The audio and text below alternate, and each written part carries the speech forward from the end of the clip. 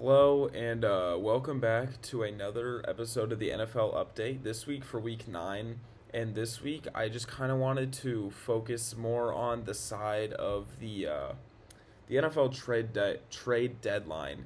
I made some predictions last week, like that some are true about the Jets unloading. We'll get more into that, but about like Brees Hall being traded, Garrett Wilson. I mean, just some of those other simple ones I didn't go through, which you can expect to really have them all go through because the NFL there's not usually too many big trades made at the deadline. Usually a few, which there was this year, but not as much as I may thought there would have been. But either way, it's uh it's a good it was a good deadline. Some teams made some moves that they needed to make. So we're just gonna mostly talk about the deadline this episode. Then we'll go to the games. So the biggest one, the Colts, who are looking to be a Super Bowl contender this year, they trade for Sauce Gardner, the All-Pro cornerback from the Jets. Really helps the secondary that's been vulnerable all season. Mainly the reason they lost to the Rams earlier in the year, but for being real, the reason they lost to the Rams is because Adonai Mitchell dropped that ball at the goal line, which is funny because they trade him to the Jets, so I think it's just kind of a funny turnaround. And I think it'd be good for Daniel Jones. I'm not sure how he's going to do the rest of the way. He's starting to regress like I thought he would. But we'll see how it plays out. You never know with these kind of things. Then with the Cowboys trading for Quinn Williams, also from the Jets. So, I mean, that Jets defense has been depleted. I mean, it's just depleted. I don't know. I think a lot of the problems here, you could have just kept Micah Parsons. You don't have to trade for Quinn Williams. But that's besides the point. They're very two different type of players. Quinn Williams is insanely good at getting to the quarterback while also stopping the run. So, in my opinion, Quinn Williams is more versatile than Micah Parsons. But Micah Parsons is also one of the best edge rushers in the league. Who's not actually having a great year for the Packers. So, who knows? Maybe in the long run, the Cowboys win that deal.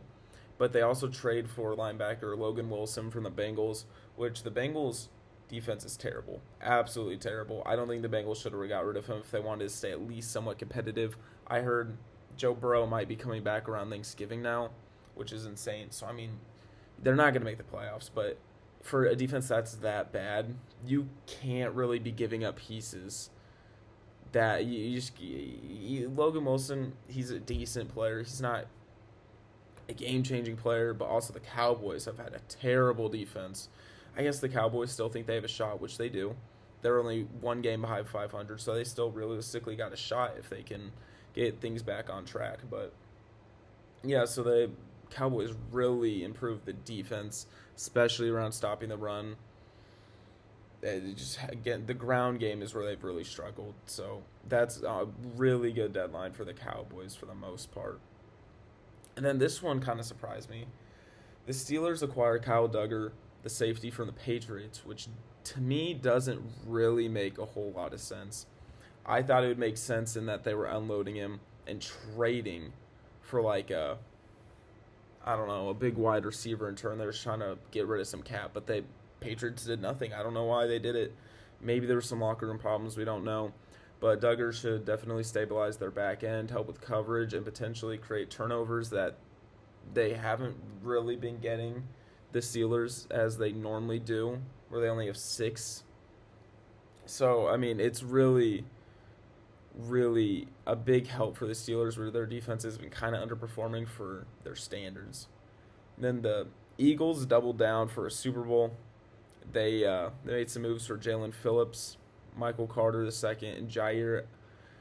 No, but the Jalen Phillips, he was a good edge rusher towards ACL a few years ago. I think it was second year in the league. He had 8.5 sacks and got hurt.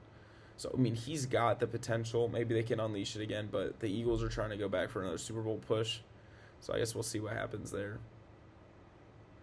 The Seahawks pick up Rashid Shaheed, another vertical threat for that team, which they don't really need. JSN is insanely good. They didn't really have a wide receiver too, though, so I can really see where they're coming from there. So that Rashid Shaheed pickup will probably be big for them in the long run. But now they got 2 guys who can really run the deep ball. And the Rams add some youth, acquiring Roger McCray. Nothing too huge from the Titans. And we're just going to go into the games now. For me, I always start with talking about the Broncos just because I am personally a Bronco fan. They're coming off a huge win versus the Cowboys, and now they play the Texans, and they won. It wasn't pretty, but they won the football game, so I mean that's what matters in the end. Moving to 8-2, they've won 7 in a row. No, 6 in a row now. The defense is legit. They probably lose that game if C.J. Stroud gets hurt. If C.J. Stroud doesn't get hurt, so I'm not gonna be too happy about that one. And then Chiefs at Bills. This was a huge game. Chiefs have looked incredible recently. Bills are looking to stay in the playoff race because the Patriots kind of have a hold on it. So, but Buffalo inevitably wins this game 28-21. Josh Allen played very well, and the Buffalo's defense created enough pressure on Kansas City in that game to win. But it's interesting. Every year in the regular season, the Bills beat the Chiefs. But when it comes time for the playoffs, the Chiefs always came through and won. I think the Chiefs are probably going to still make the playoffs this year. Broncos play them in a few weeks or next week, and that's going to be a tough one. We'll see what happens then. And then, again, with that, the Bills aim to stay in playoff contention. The win over the Chiefs is exactly what they needed, coming off of a tough loss versus the Panthers. So that was a real big bounce-back win for them. Then the Eagles try to then on the road, the Eagles go and extend their winning streak at Green Bay. And the Eagles did use the deadline to pick up defense help, their new pieces. But in this game, really showed Matt LaFleur, head coach of the Packers. That was a lot of people. I didn't really I'm not going to lie, I didn't watch this game a whole much, but I do know the Eagles won. And I do know a lot of people have been complaining about Matt LaFleur, and they want him to get rid of the play calling. But looking at the score of the game, not 7-10, but was it? I don't remember. It was not a great game for either side, but the Eagles are able to come out on top. They just have the better team. So I don't know much to think. I know growing up in Illinois, that's huge for the Bears, and the Bears keep winning these close football games. So who knows what happens in the next few weeks. And then the Cowboys face a must-win on Monday night versus the Arizona Cardinals. The Cowboys' defense had been a concern, which is why their deadline moves were so important, and it was a chance to show improvement. But things happen. And then obviously the big one, the Bears' Week 9 win showed this. Why am I blanking on the word? The resurgence of Kyle Monangai, where he rushed for 176 yards in his first career start. Obviously versus a terrible Bengal defense, but either way, 176 is still impressive. You can't not talk about Colson Loveland in that game. Watching that game with my dad, that was fun. That was fun. That was a fun game to watch. I don't understand how a defense can be so bad. And you can see in the post-game press conferences after that game, the offensive players are complaining. Like Chase Brown, Illinois alum, was talking about, we make plays on offense. We expect for the defense to make a play, which can show might be some tension brewing there in that locker room. So I'm interested to see how that plays out because the Bengals are in a really rough spot right now.